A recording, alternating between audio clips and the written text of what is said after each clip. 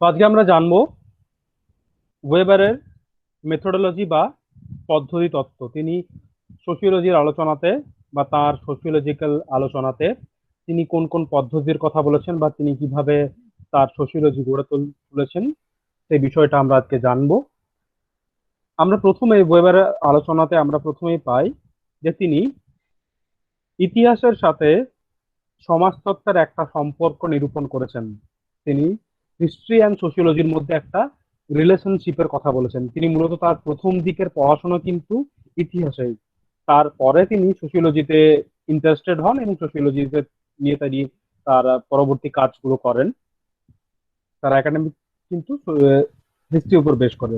এবং তিনি প্রথমে বলেছেন যে ইতিহাস এবং সোশিওলজি এই দুটো সাবজেক্টের প্রত্যেকটা বা এই দুটো বিষয়ের প্রত্যেককে দরকার, অর্থাৎ সোশিওলজি এবং হিস্ট্রি এই দুটো ইন্টারডিপেন্ডেন্ট। ক্লিয়ার? এবং এই দরকার বা এই যে যিনি বলেছেন each field needed one another, এর সাথে সাথে তিনি আবার সোশিওলজি এবং ইতিহাসের মধ্যে একটা পার্থক্য করেছেন। যদি একই রিলেশনশিপ যেমন রয়েছে, একটা সাবজেক্ট আরেকটা সাবজেক্টে যেমন দরকার, তেমন তিনি দুটো সাবজেক্টের মধ্যে কিছু পার্থক্যের সূচনাও করেছেন। তিনি বলেছেন sociology formulate types, concepts, and generalized uniformities of empirical process. Sociology develops a clear concept which can perform a causal analysis of historical phenomena. বলে দিচ্ছি আমি বিষয়টা কি, যে ইতিহাস কি করে না, ইতিহাস বিভিন্ন ঐতিহাসিক ঘটনাবলীকে বা বিভিন্ন হিস্টোরিক্যাল পিরিয়ডে বা বিভিন্ন সময়ের বিভিন্ন ঘটনাবলীকে ব্যাখ্যা বিশ্লেষণ করে থাকে, তাই তো? সোশিওলজি কি করছে না, sociology formulate type concept and generalized uniformities of empirical process. অর্থাৎ ধরো ধরো ভারতের স্বাধীনতা আন্দোলন, ভারতের স্বাধীনতা সংগ্রাম, ভারতের স্বাধীনতা সংগ্রাম কেন্দ্র করে তো অনেকগুলো বিপ্লব হয়েছিল, অনেকগুলো আন্দোলন তো হয়েছিল। ধরো ভারত ছাড়ো আন্দোলন একটা, একটা ধরো নৌ বিদ্রোহ, একটা সিপাহী বিদ্রোহ, তাই তো? এরকম একাধিক আন্দোলন সংগঠিত হয়েছিল, যার মূল উদ্দেশ্য ছিল একটাই, যে ভারতের স্বাধীনতা। কি আর ইতিহাস কি করে না, ইতিহাস এই আলাদা আলাদা এই যে এতগুলো আমি আন্দোলন বললাম বা তিনটে বা চারটা ইতিহাস, এইগুলো কিন্তু প্রত্যেকটা আন্দোলনই ইতিহাসের কাছে বা ঐতিহাসিক দিক থেকে কিন্তু তাৎপর্যপূর্ণ এবং প্রত্যেকটায় এক একটা সেপারেট হিস্টোরিক্যাল ইভেন্ট। ক্লিয়ার? অর্থাৎ ভারত ছাড়ো আন্দোলন একটা সেপারেট হিস্টোরিক্যাল ইভেন্ট, আবার ধরো বঙ্গভঙ্গ রদ, সেটা একটা হিস্টোরিক্যাল ইভেন্ট, তার একটা হিস্টোরিক্যাল সিগনিফিকেন্স রয়েছে, ঐতিহাসিক তাৎপর্য রয়েছে। তেমনি নৌবিদ্রোহের একটা হিস্টোরিক্যাল সিগনিফিকেন্স রয়েছে।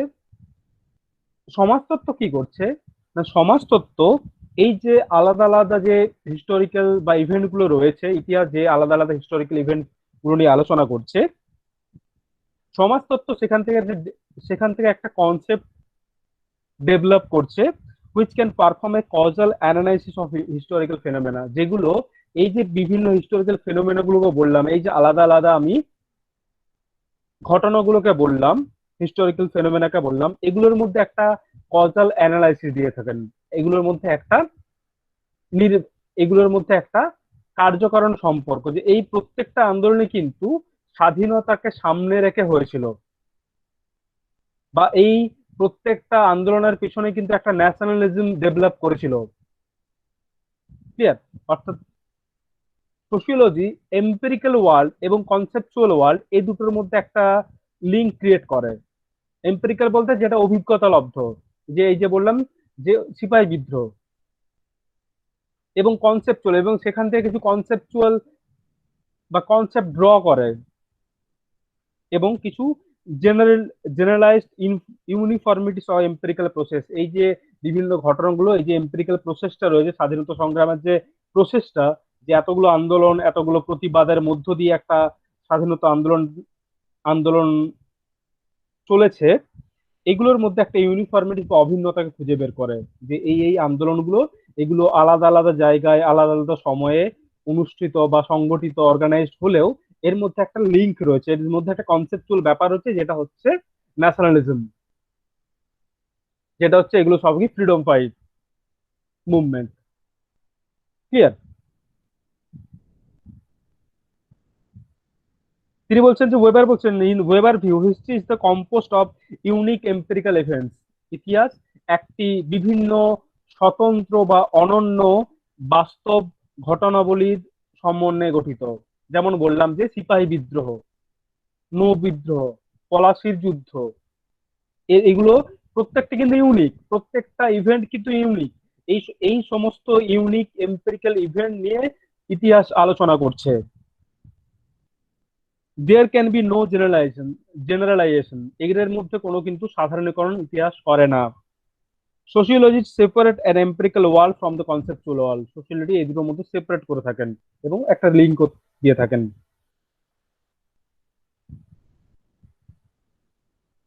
বোঝা গেল? এবং ওয়েবারের আর একটা গুরুত্বপূর্ণ বিষয় হলো যে ওয়েবার কিন্তু আগাস্ট কোথের যে মেথোডোলজি, সেই মেথোডোলজিকে তিনি রিজেক্ট করেছেন। ক্লিয়ার? ওয়েবার আগাস্ট কোথের মেথোডোলজিকে তিনি রিজেক্ট করেছেন।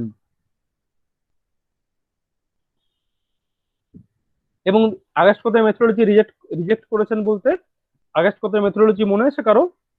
বলতে পারবে কেউ?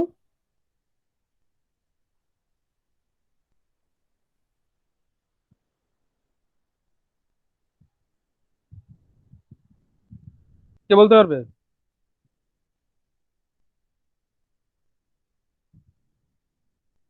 অনিন্দিতা বলো। স্যার আগস্ট কোথের মেথোডোলজি পজিটিভিজম ছিল, সোশিয়োলজি পজিটিভিজম। সায়েন্স হিসেবে গড়ে তুলতে চেয়েছিলেন, হ্যাঁ, সোসাইটির একটা জেনারেল ল ড্র করতে চেয়েছিলেন, সায়েন্সের হ্যাঁ, যেমন একটা ল থাকে। হ্যাঁ। এবং কি তিনি কোন মেথড গুলো ইউজ করেছেন? ন্যাচারাল সায়েন্সের মেথড অবজারভেশন। গুলো, তাই তো? এবং হ্যাঁ। তিনি ন্যাচারাল সায়েন্স যে মেথড গুলো ইউজ করা, অর্থাৎ অবজারভেশন, এক্সপেরিমেন্টেশন এবং কম্পারিজন, এই মেথড গুলো তিনি সোশিওলজিতে অ্যাপ্লাই করে সোশিওলজিকে ন্যাচারাল সায়েন্সের মতো সায়েন্স হিসাবে গড়ে তুলতে চেয়েছিলেন। আবার বলছি, ন্যাচারাল সায়েন্সের মতো সায়েন্স, প্রকৃতি বিজ্ঞানের মতো বিজ্ঞান। ওয়েবার বলছেন, ওয়েবার কিন্তু এই পজিটিভিস্ট অ্যাপ্রোচকে ডিনাই করেছেন বা গ্রহণ করেননি। তিনি বলছেন যে সোশিওলজিকে তিনিও সায়েন্স হিসাবে গড়ে তুলতে চেয়েছেন, কিন্তু তার সাথে ন্যাচারাল সায়েন্সের একটা ডিফারেন্স আছেন। তিনি বলেছেন যে সোশ্যাল সায়েন্স আর ন্যাচারাল সায়েন্স দুটো কিন্তু আলাদা। সোশিওলজি বেসিক্যালি সোশ্যাল সায়েন্স, সেখানে কখনোই ন্যাচারাল সায়েন্সের মেথোডোলজি ইউজ হতে পারে না। তিনি তাই প্রকৃতি বিজ্ঞানের যে মেথোডোলজি, অবজারভেশন, এক্সপেরিমেন্টেশন, কম্পারিজন, এগুলোকে তিনি ডিনাই করেছেন, এগুলোকে তিনি গ্রহণ করেননি। তিনি বলছেন যে এই যে ন্যাচারাল সায়েন্টিস্ট যারা, তাদের তুলনায় সোশ্যাল সায়েন্সের অ্যাডভান্টেজ আছে। ক্লিয়ার? তিনি বলছেন যে ন্যাচারাল ন্যাচারাল সায়েন্সের সাথে কিন্তু সোশ্যাল সায়েন্সের একটা পার্থক্য আছে এবং সোশ্যাল সায়েন্সের কিছুটা অ্যাডভান্টেজও আছে। কারণ কি, ন্যাচারাল সায়েন্স কি করে? ন্যাচারাল সায়েন্স হচ্ছে বিভিন্ন ন্যাচারাল ইভেন্টসকে ইন্টারপ্রিয়েট করে, সেগুলোর বিভিন্ন ন্যাচারাল ইভেন্টস এর কজাল অ্যানালাইসিস করে এবং সেগুলো সম্পর্কে কিছু জেনারেল ল দিয়ে থাকে। সোশ্যাল সায়েন্স কি করছে না, সোশ্যাল সায়েন্স মূলত lawful generalisation of human behaviour. তিনি বলছেন যে অ্যাডভান্টেজটা কোথায় ন্যাচারাল সায়েন্স বা প্রকৃতি বিজ্ঞানের থেকে সোশ্যাল সায়েন্স লাইক সোশিওলজির অ্যাডভান্টেজ বা সুবিধা এগিয়ে আছে কোথায় না, ন্যাচারাল সায়েন্স কিন্তু কখনোই অ্যাটমের বিহেভিয়ার নিয়ে আলোচনা করে না, অ্যাটমের বিহেভিয়ার বোঝা যায় না বা জানা যায় না। সোশিওলজি কিন্তু আলোচনা করে। ধরো একটা লোহা, একটা চুম্বক একটা লোহাকে আকর্ষণ করে, তাই তো? এটা ন্যাচারাল সায়েন্স। যে আম গাছ থেকে মাটিতে পড়বে, এটা বারবার হবে, পৃথিবীর প্রত্যেকটা জায়গায় হবে, আজ থেকে 100 বছর আগেও হতো, এখনো হতো। এটা ন্যাচারাল সায়েন্সের সূত্র, এখান থেকে জেনারেলাইজ করছি। কিন্তু হিউম্যান বিহেভিয়ার, ধরো হিউম্যান রিলেশনশিপ, ধরো বাবার সাথে মেয়ের সম্পর্ক, এটা কখনোই একরকম হতে পারে না। বাঁকুড়ায় দাঁড়িয়ে একটা বাড়িতে বাবার সাথে মেয়ের সম্পর্ক যেরকম, মুম্বাই দাঁড়িয়ে একটা বাড়িতে বাবার সাথে মেয়ের সম্পর্ক সেম হতে পারে না। আবার একটা মফস্বলে দাঁড়িয়ে যেরকম সম্পর্ক দেখা যায়, মফস্বলের একটা প্রত্যন্ত গ্রামে কিন্তু সেই ধরনের সম্পর্ক দেখা যায় না। আবার একটা ইকোনমিক্যালি প্রিভিলেজড ফ্যামিলিতে, অর্থাৎ যারা অর্থনৈতিকভাবে কিছুটা সচ্ছল, সেই পরিবারে যে বাবার সাথে মেয়ের সম্পর্ক, একটা দরিদ্র পরিবারে, একটা অর্থনৈতিকভাবে পিছিয়ে পড়া পরিবারে কিন্তু সেই ধরনের সম্পর্ক দেখা যায় না। ক্লিয়ার? বোঝা যাচ্ছে? অর্থাৎ আমরা দেখতে পাই, আমরা যেমন একদিকে দেখতে পাই যে বাবাকে বাঁচানোর জন্য মেয়ে তার বিভিন্ন হেল্প করছে, বা মেয়ের জন্য বাবা তার জীবন দিচ্ছে, বা আমরা এরকম প্রচুর অজস্র এক্সাম্পল দেখতে পাই বিভিন্ন খবরের চ্যানেলে বা বিভিন্ন জায়গায়, যে মেয়ের পড়াশোনার জন্য বাবা কষ্ট করছে বা তার সমস্ত প্রচুর পরিশ্রম করছে। আবার এটাও দেখতে পাই যে কন্যা ভ্রূণ হত্যা। সুতরাং আমরা কখনো ওই বাবার সাথে মেয়ের রিলেশনশিপকে আমরা এরকম জেনারেল ল দিতে পারি না। আমরা জেনারেলাইজ করতে পারি যে এই ধরনের সম্পর্ক মোটামুটি হতে পারে, কিন্তু কখনোই সেটা একরকম হতে পারে না। আমাদের সে ইন্টারপ্রিয়েট করতে হবে, সেটাকে বুঝতে হবে। ক্লিয়ার? এটাই হলো ন্যাচারাল সায়েন্সের সাথে সোশ্যাল সায়েন্সের অ্যাডভান্টেজ, যে আমরা হিউম্যান বিহেভিয়ার নিয়ে আলোচনা করি। এই যে বলছি যে বাবার সাথে মেয়ের সম্পর্ক এক এক জায়গায়, তার কারণটা আমরা বুঝি, সেটাকে আমরা বোঝার চেষ্টা করি, সেটাকে বুঝে সেটাকে ইন্টারপ্রিয়েট করার চেষ্টা করি। সোশিয়োলজি সেটাকে ইন্টারপ্রিয়েট করে, সেটা কিন্তু ন্যাচারাল সায়েন্স করে না বা পারে না। ক্লিয়ার? বোঝা গেছে তো এতটা?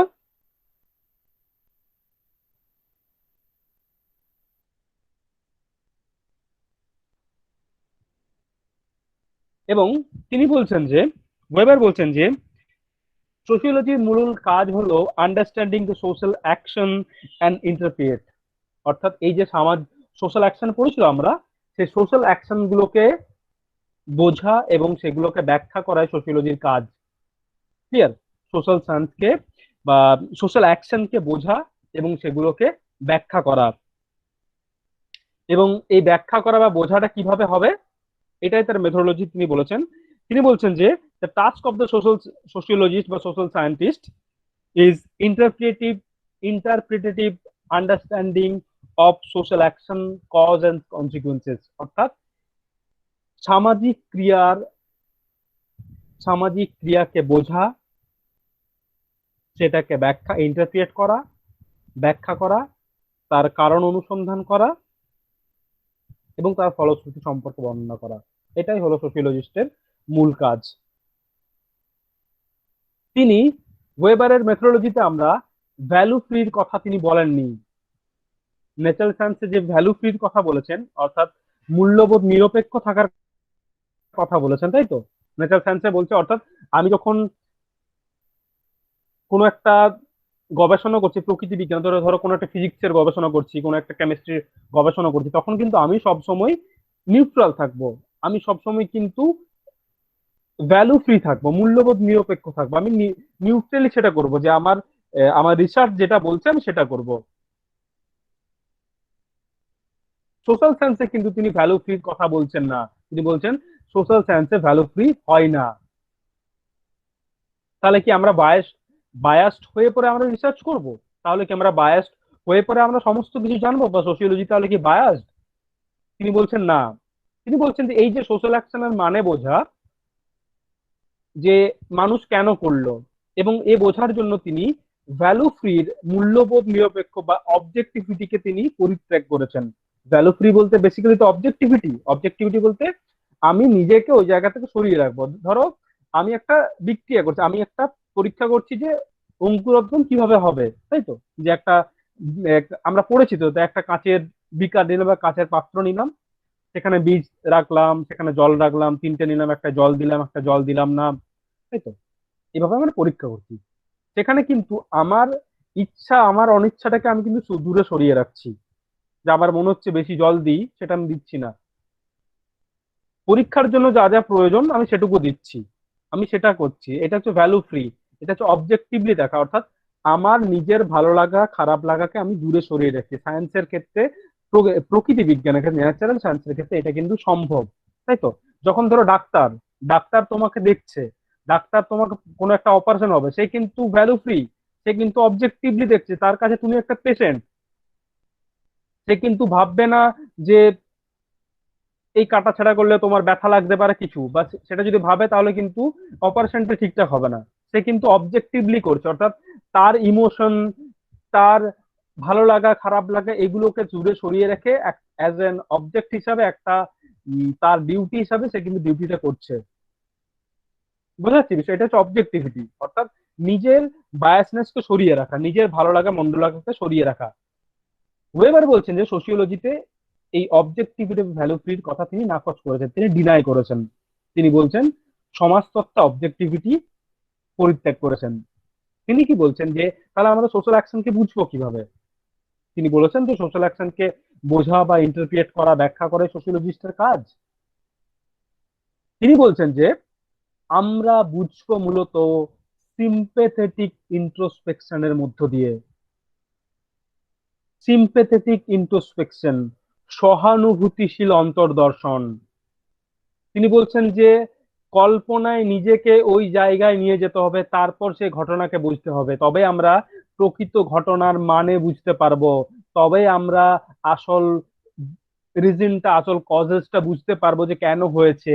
আমরা দেখতে পাচ্ছি একটা মানুষ চুরি করেছে, আমি দেখতে পেলাম একজন একজনকে চড় মারলো, সেটা বোঝার জন্য আমাকে ওই জায়গাটায় গিয়ে দাঁড়াতে হবে, দিয়ে দাঁড়িয়ে পরে সেই ঘটনাটাকে বুঝতে হবে, সেটাকে ইন্টারপ্রিয়েট করতে হবে, তবেই আমরা প্রকৃত মানে বুঝতে পারবো।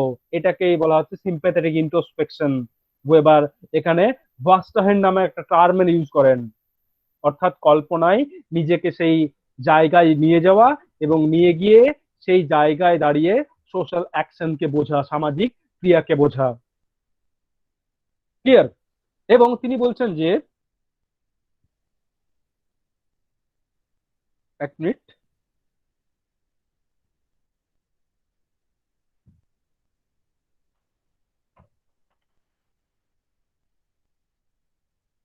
এবং এই যে ভার্স্টানের কথা বললাম যে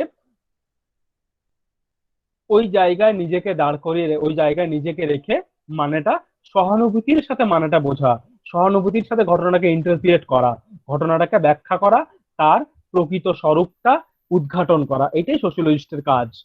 ক্লিয়ার? এবং এই ফার্স্ট টাইম কনসেপ্টটা মূলত হারমিনিউটিক্স থেকে এসেছেন। ডিলথের কনসেপ্ট হারমিনিউটিক্স, তোমরা যারা লিটারেচারের সব পড়ছো তারা হয়তো পরবর্তীকালে পড়বে। হারমিনিউটিক্স হচ্ছে একটা অ্যাপ্রোচ যেটা পাবলিশড রাইটিং কে বোঝার জন্য।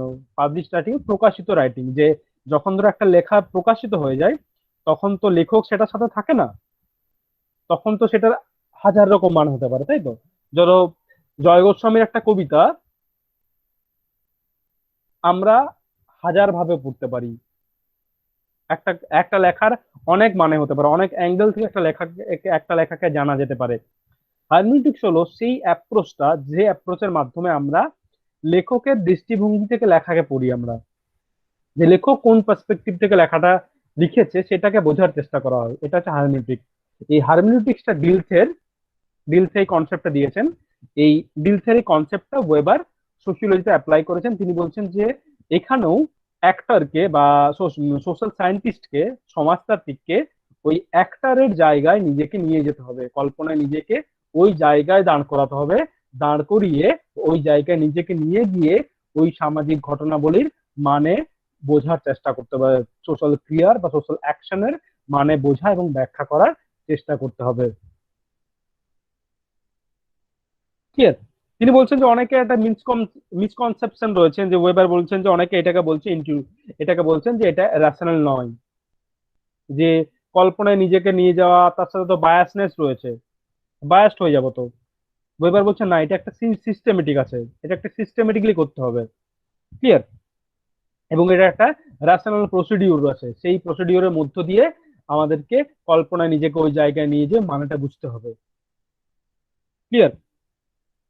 অর্থাৎ ভার্স্টাহেন হচ্ছে possible to study social behaviour. ভার্স্টাহেনের দ্বারা আমরা সোশ্যাল বিহেভিয়ার বা আচরণকে আমরা স্টাডি করতে পারি, এবং direct observational understanding of the subjective meaning of the human action, অর্থাৎ কোনো একটা কাজের সাবজেক্টিভ নিয়ে, অর্থাৎ যে কাজটা করেছে অ্যাক্টর বা কর্তা, সে তার জায়গায় দাঁড়িয়ে মানেটা বোঝার, সাবজেক্টিভ মিনিংটা বোঝা, অবজেক্টিভ মিনিং নয়।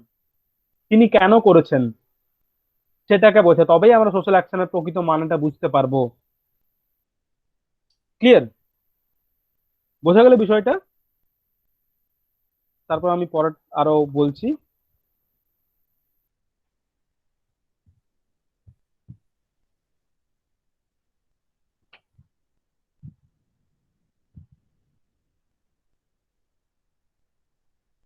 আচ্ছা, একটা দেখে নিই একবার।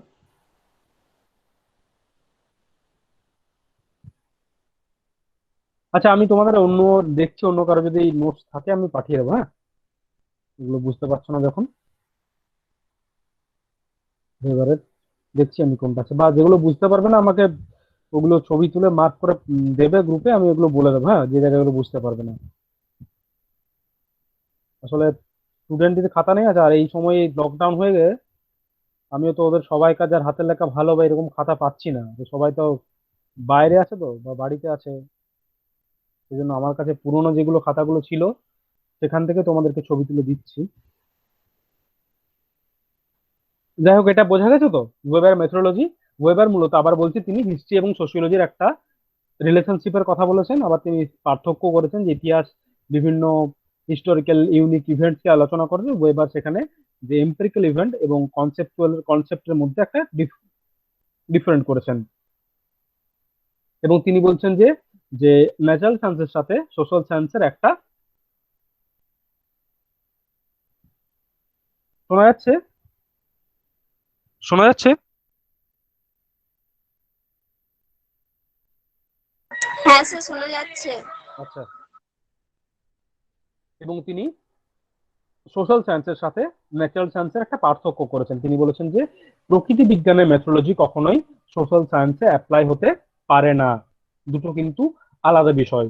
যে ন্যাচারাল সায়েন্স এবং সোশ্যাল সায়েন্স দুটো সম্পূর্ণ আলাদা বিষয়, দুটো কখনোই এক হতে পারে না। ক্লিয়ার? এই জন্য তিনি আগস্ট কোত্রের মেথোডোলজি গ্রহণ করেননি। তিনি বলছেন যে ন্যাচারাল সায়েন্স যে অবজেক্টিভিটির কথা বলে, যে ভ্যালু নিউট্রালিটির কথা বলে, সেগুলোকে ওয়েবার ডিনাই করেছেন। ওয়েবার বলছেন যে সোশ্যাল সায়েন্সে ভ্যালু ফ্রি বলে কিছু হয় না। তিনি অবজেক্টিভিটির বদলে তিনি সাবজেক্টিভ ইন্টারপ্রিটেশনের কথা বলছেন, সাবজেক্টিভ মিনিং কে বোঝার চেষ্টা করতেন সোশ্যাল অ্যাকশনের জন্য। এবং এই জন্য তিনি সিম্প্যাথেটিক ইন্ট্রোস্পেকশনের কথা বলেছেন। তিনি ভাস্টেহেন কনসেপ্টের কথা বলেন। ভাস্টেহেন কনসেপ্ট কি? না, এটা হলো কল্পনায় নিজেকে ওই জায়গায় নিয়ে যাওয়া এবং নিয়ে গিয়ে সেটাকে বোঝা। ক্লিয়ার? এটাই হচ্ছে ভাস্টেহেন। এটা ওয়েবারের মূলত মেথোডোলজি। এর সাথে আবার কজালিটি আছে। কজালিটি হচ্ছে বিভিন্ন ঘটনার কজাল রিলেশনশিপ জানা, যে কোন ঘটনা কেন হচ্ছে, বা এই কজাল রিলেশনশিপ। ওয়েবার, মার্কস এখানে ডায়ালেকটিক্স এর কথা বলছেন, ওয়েবার সেখানে কজালিটির কথা বলছেন, যে বিভিন্ন ঘটনা বিভিন্ন সোশ্যাল ইভেন্ট বা ফেনোমেনার মধ্যে ইন্টার রিলেশনশিপের কথা বলছেন। ক্লিয়ার? কজালিটি তেমন তোমাদের জানতে হবে না, বা তেমন ইম্পর্টেন্স কিছু নয়, পরে হয়তো আমি পড়িয়ে দেবো এগুলো। আরেকটা যেটা জানবো সেটা হচ্ছে আইডিয়াল টাইপ, ওয়েবারের আইডিয়াল টাইপ।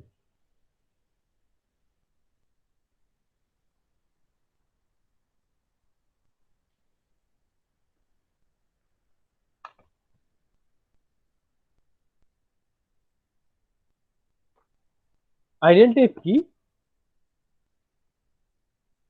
আইডিয়াল টাইপ হলো একটা কনসেপচুয়াল টুল। কনসেপচুয়াল টুল বলতে তিনি বলছেন যে আইডিয়াল টাইপ কোনো স্ট্যাটিস্টিক্যাল এভারেজ নয়, আইডিয়াল টাইপ কোনো হাইপোথিসিস নয়, কোনো কল্পনাও নয়। শোনা যাচ্ছে না আমার কথা?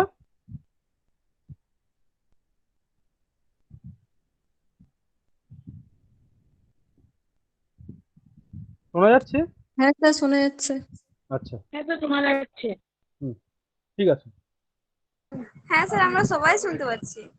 ওরই ডিস্টার্ব আছে মনে হচ্ছে। নেটওয়ার্কের তাহলে প্রবলেম। কি বলছিলাম, হ্যাঁ, আইডিয়াল টাইপ কি বলেছেন? আইডিয়াল টাইপ হচ্ছে একটা কনসেপচুয়াল টুল, এটা একটা মেজারিং রড বলেছেন, যেটার দ্বারা আমরা যে বাস্তবের কোনো ঘটনা সেটা আইডিয়াল টাইপ থেকে কতটা আইডিয়াল বা কতটা বিচ্যুত ডেভিয়েটেড সেটা আমরা পরিমাপ করা যায়। তিনি বলেছেন আইডিয়াল টাইপ এমন একটা ধারণা যেটা বাস্তবে এক্সিস্ট করে না, যেটা আমাদের মনোজগতে থাকছে, এবং বাস্তবে যখন কোনো ঘটনাকে দেখছি আমরা, তখন আমরা সেই আইডিয়াল টাইপের নিরিখে সেটাকে বিচার করছি। আমি একটা এক্সাম্পল দিলেই বোঝা যাবে বিষয়টা। তাহলে এই তারপর কথাগুলো বললে তোমরা আরো ইজি হয়ে যাবে বিষয়টা। যেমন ধরো, আইডিয়াল স্কুল বা আইডিয়াল কলেজ, আদর্শ কলেজ, আদর্শ টিচার, আদর্শ স্টুডেন্ট, আদর্শ শহর, ক্লিয়ার? সবকিছুর একটা আদর্শ ধারণা আছে তো। তা আমরা বলি তো যে এগুলো এই আদর্শের ধারণাটা, এই আইডিয়ালের ধারণাটা আমাদের মধ্যে থাকে, যে আইডিয়াল কলেজ বলতে এই ফিচার্স, সেখানে নিয়মিত ক্লাস হবে, ভালো ক্লাসরুম থাকবে, ভালো এনভায়রনমেন্ট থাকবে, টিচারেরা যথেষ্ট কেয়ারফুল হবেন, তারা ঠিক সময় আসবেন, ঠিকঠাক ক্লাস নেবেন, স্টুডেন্টরা ঠিকঠাক আসবে, মাঠ থাকবে বা যা যা ফেসিলিটিস থাকে, ইনফ্রাস্ট্রাকচার ভালো হবে, লাইব্রেরি ফেসিলিটিস ভালো হবে। এটা একটা আইডিয়াল কলেজের ধারণা আমরা মনে করছি, তাই তো? আইডিয়াল স্টুডেন্ট কে হবে না, যারা যে স্টুডেন্টরা ঠিকমতো রেগুলার পড়াশোনা করবে, ঠিক টাইমে ক্লাসে আসবে, ক্লাসে ডিস্টার্ব করবে না, পড়া শুনবে ঠিকঠাক, পাংচুয়াল হবে। আইডিয়াল টিচার কারা হবে? ঠিক একইভাবে, যিনি ঠিক সময়ে ক্লাস নেবেন, নিয়মিত ক্লাস নেবেন, ফাঁকি দেবেন না, ঠিকঠাক পড়াবেন, বোঝাতে পারবেন ঠিকঠাক। তো এগুলো আমরা বলছি আইডিয়ালের ধারণাটা সবার আছে, সবার মধ্যে আছে। এবার বাস্তবে তুমি যখন কোনো টিচারকে দেখছো, আমাকে দেখছো, অন্যান্য টিচারকে দেখছো, বাস্তবে তুমি যখন কোনো কলেজকে দেখছো, খ্রিস্টান কলেজকে দেখছো, সারদামণিকে দেখছো, অন্যান্য কলেজকে দেখছো, বাস্তবে আমি যখন কোনো স্টুডেন্টকে দেখছি, তখন আমার মধ্যে যে আইডিয়াল টাইপের ধারণা আছে সেটা নিরিখে জাজ করছি। যদি দেখছি হ্যাঁ মেয়েটা পড়াশোনা করে, ঠিকঠাক ক্লাসে আসে, আমি বুঝি হ্যাঁ ভালো স্টুডেন্ট, পড়াশোনা করে, অর্থাৎ সে আইডিয়ালের কাছাকাছি। এই কলেজ খ্রিস্টান কলেজে হ্যাঁ ক্লাস হয় ঠিকঠাক, লাইব্রেরিটাও ভালো, তাহলে খ্রিস্টান কলেজকে আমি ভালো কলেজ বলছি। বা যে যদি না মিলে আমরা বলছি না এটা ততটা ভালো নয়, ততটা আইডিয়াল নয়। অ্যাকচুয়ালি আইডিয়াল বলতে সমস্ত ফিচার্স মিলে যাবে এরকম কখনোই হয় না। বা আইডিয়ালের ধারণাটা রিয়েলিটি থেকে ওঠে না, রিয়েলিটি রিয়েলিটি থেকে উঠে আসে, কিন্তু রিয়েলিটিতে এক্সিস্ট করে না।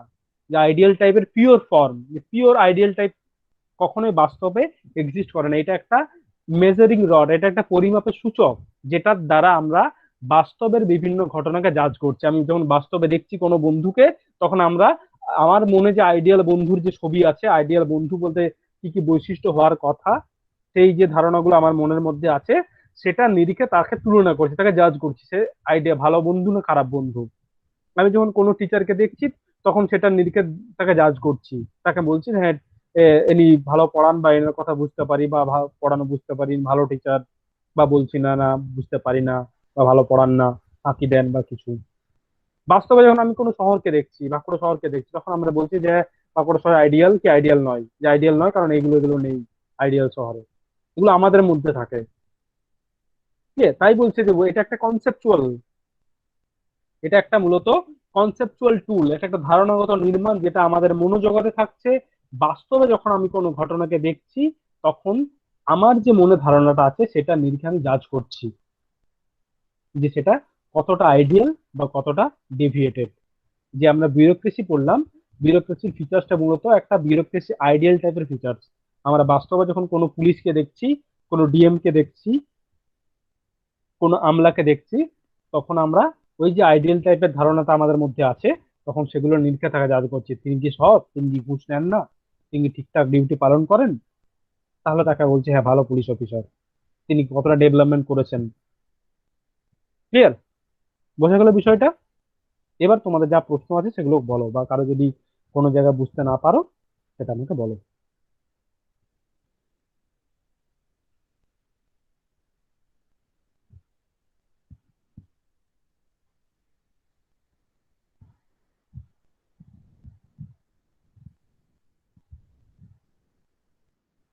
বলো এবার, কারো কোনো প্রশ্ন নেই?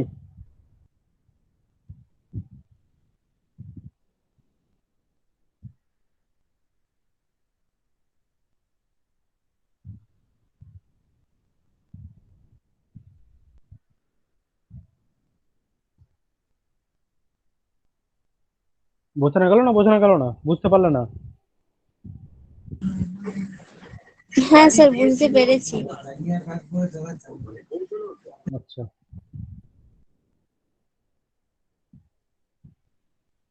ঠিক আছে, এটা আমার রেকর্ডিং হলো, রেকর্ডিংটা থাকলো, তোমরা পরবর্তীকালেও শুনে নিতে পারবে। স্যার, বলো। স্যার ওই বাবা মেয়ে যে রিলেশনের ব্যাপারটা একটু বোঝাচ্ছিলেন, ওটা বুঝিয়ে দেবেন একটু আরেকবার? কোনটা? আচ্ছা, ওটা আমি বলছিলাম যে ন্যাচারাল সায়েন্স, যে আগস্ট করতো ন্যাচারাল সায়েন্সের মতো তো প্রকৃতি বিজ্ঞানের মতোই তো সমাজ বিজ্ঞানকে গড়ে তুলতে চেয়েছেন। ওয়েবার বলছেন যে সমাজ বিজ্ঞান কখনোই প্রকৃতি বিজ্ঞানের মতো হয় না, সমাজ বিজ্ঞানের সাথে প্রকৃতি বিজ্ঞানের একটা পার্থক্য থাকে। পার্থক্যটা কি? না, ওয়েবার বলছেন যে আমরা হিউম্যান বিহেভিয়ার নিয়ে আলোচনা করি। Social science basically sociology human behaviour, আমাদের আচরণ, হিউম্যান রিলেশনশিপ, এগুলো নিয়ে আলোচনা করি। ন্যাচারাল সায়েন্স কিন্তু অ্যাটমের, পদার্থের বিহেভিয়ার নিয়ে আলোচনা করে না।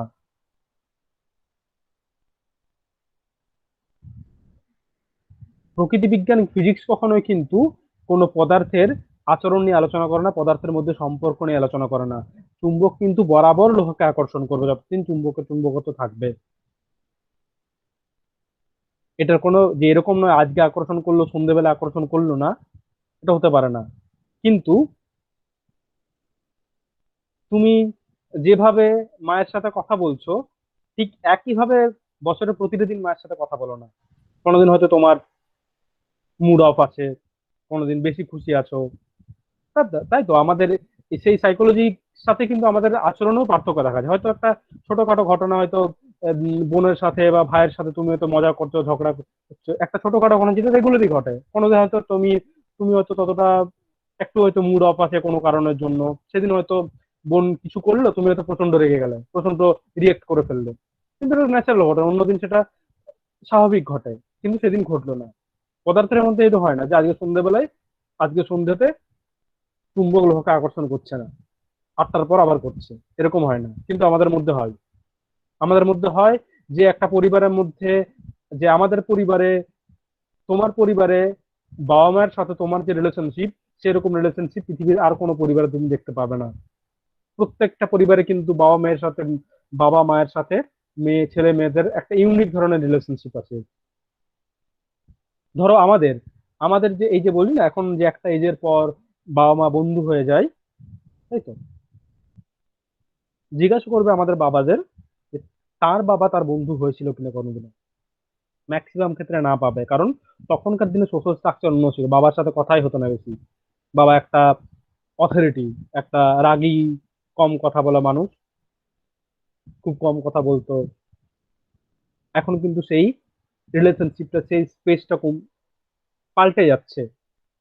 ধরো টিচার, যে বাবাদের সময় টিচারের সাথে বাবাদের সম্পর্ক কেমন ছিল আর আজকের দিনে টিচারের সাথে স্টুডেন্টদের সম্পর্ক কেমন, সেটা কিন্তু অনেক ডিফারেন্স রয়েছে।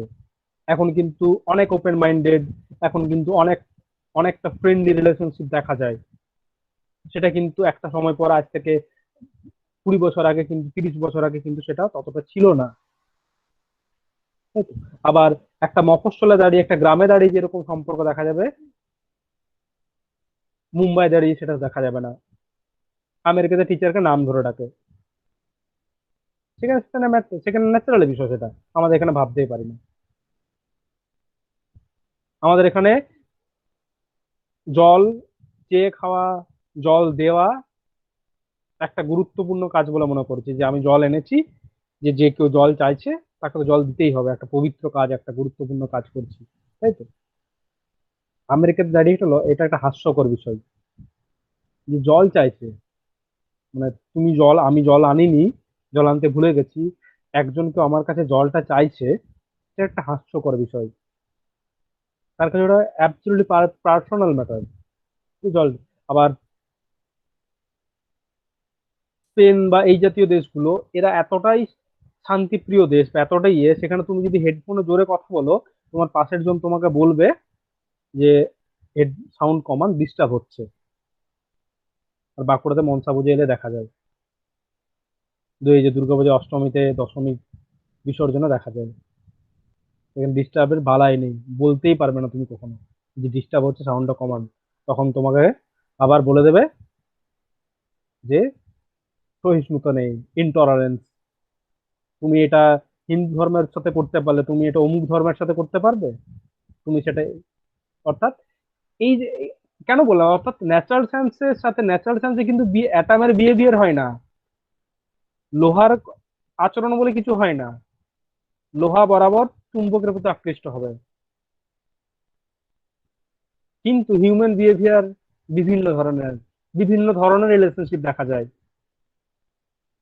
বিভিন্ন মানে lots of relationship. Even even যেটা বললাম যে তোমার বাবা মায়ের সাথে তোমার যেটা সম্পর্ক, সেই সম্পর্কের সাথে পৃথিবীর আর কোনো বাবা মায়ের সাথে কোনো মেয়ের সম্পর্ক মিলবে না। প্রত্যেকটা each and every relationship are unique, প্রত্যেকটা রিলেশনশিপ ইউনিক, কোনোটার সাথে কোনোটা কম্পেয়ার হয় না, কোনোটার সাথে কোনোটা দ্বিতীয় হয় না, সেকেন্ড নেই কোনো কিছুর।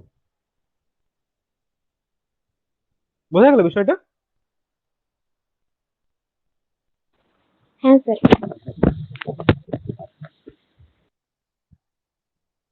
তো তোমাদের এইটাই ফিক্স টাইম, বৃহস্পতিবার 3টে থেকে।